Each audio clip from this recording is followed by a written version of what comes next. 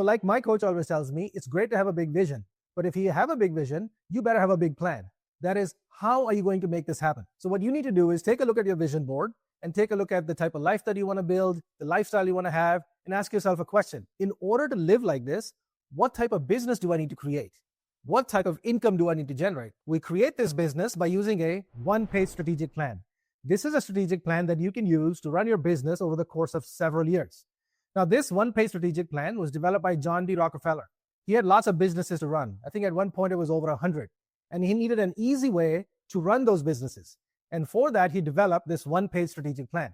And chances are, if it worked for John D. Rockefeller, it's going to work for you. And to create this plan, we operate in 3-year increments because anything shorter is too short and anything longer is too long. So the first step is to define the business you want to build over the next 3 years. So you can start to hit the objectives that you have on your vision board. And when I say define a business, this definition basically falls into 3 categories. The first is, what type of revenue do you need to generate to create the income that you're looking for? Most industries have a rule of thumb that gives you the ratio between the revenue a business generates and the discretionary earnings. That is, what percentage of the revenue of a business is available for the owner's personal use. This can be done as a paycheck, W-2 income, which is the most heavily taxed, distributions, healthcare payments, vehicle expenses, or any other write-offs that can be justified as legitimate business expenses. This ratio can vary as much as 10 to 40%, depending on the gross margins that the business runs at. And a good rule of thumb in a well-run construction company is anywhere between 15 to 20% of revenue as available discretionary earnings for the owner. So just as an example, if you're running $1 million construction company,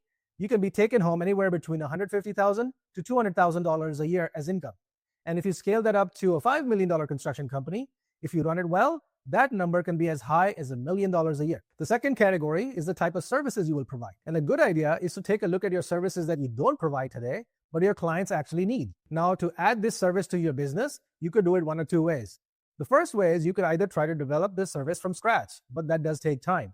A great way to do this is through acquisitions, which is to buy an existing business that already provides this service, add that to your company, and now you can capture more of your client's dollar spend. And the third category is a projected organizational chart, which shows the structure of this business that you're trying to build. These are the different divisions in the business and the positions that are needed to run such an organization. Understanding that most of this does not exist today, and that is okay. This will start to create the outline of a business that will start to give you the life that you want. The next step is to take your 3-year plan and from that define specific 1-year goals.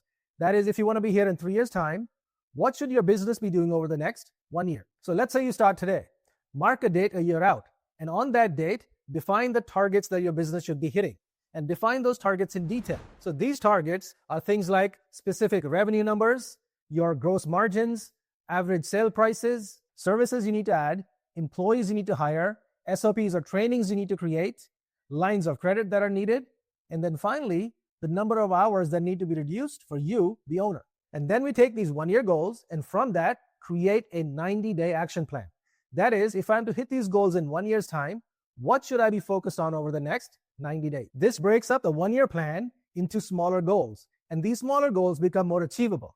And if the only thing that you're focused on is what you need to achieve over the next 90 days and nothing else, what happens to your chances of success? Yeah, they go up. However, if you set worthy goals, what you realize is that you're going to hit some and you're not going to hit others. That's just how life works. But the thing is, either one is fine. That doesn't actually matter. What matters is why. Why were you successful over here and not successful over here? And the answer to that question goes back to who? You, but more specifically, your mindset. Because there are certain parts of your mindset that are helping you, and there are other parts of your mindset that are getting in your way. So your job is to find out what that is. Because if you were to honestly answer a question, that is, who is the person that gets in your way the most? What would you say? If we are honest, it's obviously ourselves. We are the ones that get in our way the most. So if you learn to get out of your own way, what would happen to the rate at which you create success? Not only would it go up, it would go up exponentially. And this is what we find with our clients, that once you start executing a 90-day plan and start finding things out about yourself, you make progress. Then you use this information to create the next 90-day plan. And you start to find out more things about yourself. The goal is to line up enough of these 90-day action plans where the results aren't just 1 + 1 is 2, but 1 + 1 is 11. Your results start to go exponential. And then you'll start to wonder, where was this whole time? Because you'll create so many results in such short periods of time that you'll surprise even yourself.